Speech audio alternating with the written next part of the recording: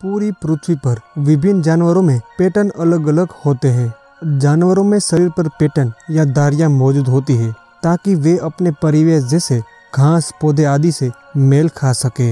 ये जानवरों को शिकारियों द्वारा देखे जाने से रोकते हैं।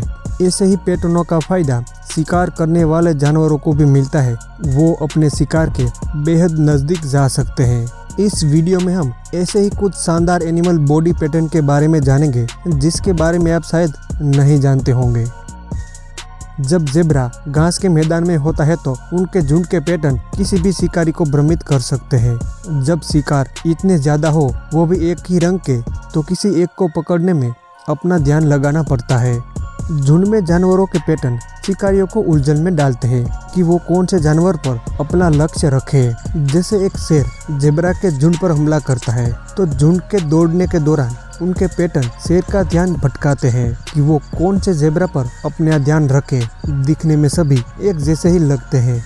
ज़ेब्रा की काली और सफ़ेद धारियां न केवल शेरों से बचाती है, ये बीमारी फैलाने वाली मक्खियों को भी दूर रखती है। इसके अलावा इन धारियों की एक और विशेषता होती है कि ये शरीर की गर्मी को नियंत्रित करती है। ज़ेब्रा जब अलग अलग जगहों पर होते हैं तो तापमान को नियंत्रित करने के लिए काले और सफ़ेद पैटर्न मदद करते हैं।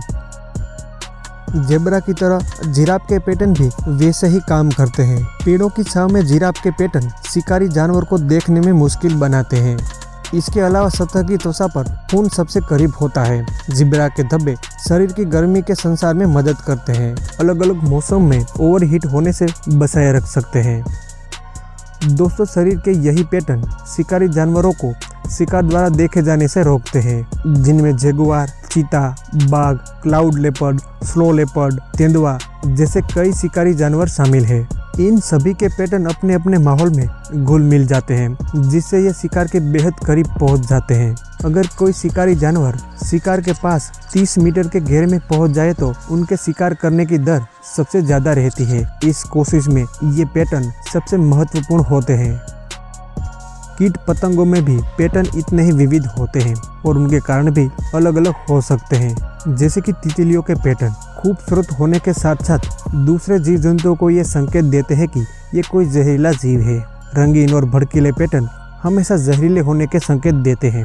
उदाहरण के तौर पर लेडीबग के जो पैटर्न होते हैं वो हमेशा कोई दूसरे जीव की नकल होते हैं जो जहरीला होता है।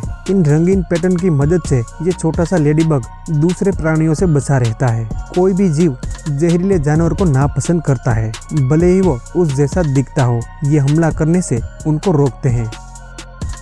जैसे कि शिकारी जानवर में सांप भी आते हैं, सांपों में भी ऐसे ही पैटर्न बने होते हैं जो कोई शिकार पहली नज़र में नहीं देख सकता। बोआ कंस्ट्रक्टर बड़े और भारी सांप होते हैं। ये सांप दक्षिण और मध्य अमेरिका में ट्रॉपिकल वर्षावनों में रहते हैं।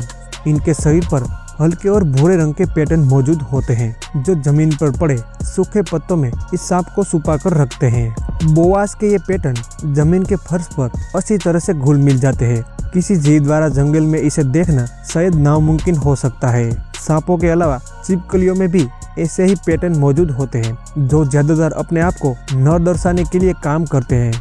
आप इसे कैमोफ्लेज कह सकते हैं।